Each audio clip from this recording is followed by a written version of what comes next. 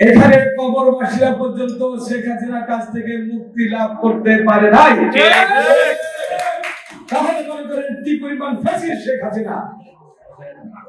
এই যে নির্বাচনগুলো হয়েছে, সেদিন একটা পত্রিকা দেখলাম, আমরা জানি যে শুধু কবরবাসীর বিরুদ্ধে শুধু মামলাই কিন্তু হয় না,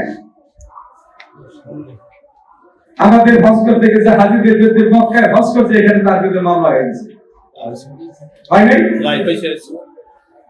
যে নির্বাচন করেছে অবৈধ নির্বাচন, সেই নির্বাচনে 20 লক্ষ কবরবাসীর বিরুদ্ধে মামলা হয়েছে।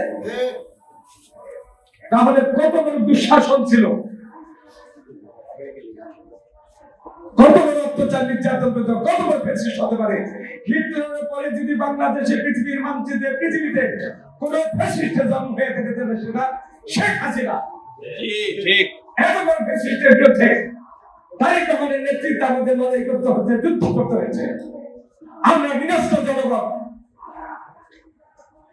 সর্বশেষ ছাত্র জনতার আন্দোলনের মধ্য দিয়ে, অনেকে বলে ছাত্ররা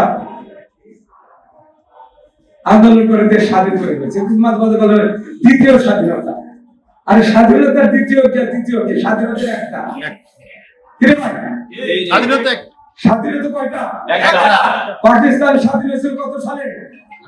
47 সালে। ভারত স্বাধীন হয়েছিল কত সালে? 47 সালে।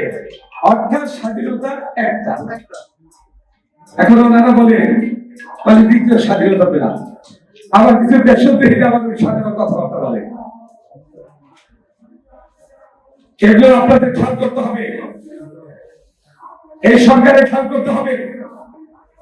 বহু পরিকল্পনা হচ্ছে, দেশি বিদেশি ষড়যন্ত্রকারীরা এই সরকারের অধীনে যেন কোন নিরপেক্ষ নির্বাচন হতে না পারে, তার জন্য ষড়যন্ত্র করা হচ্ছে।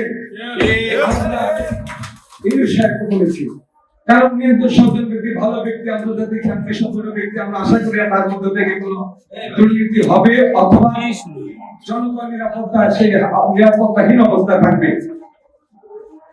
তিনি ক্ষমতা গিয়েছেন, যে কারণে এত কিছু হলো, যে কারণে যে নামটার জন্য হাসিনা পালিয়ে গেলেন, তিনি এসে তিনি কিন্তু নির্বাহীর দায়িত্বে আছেন।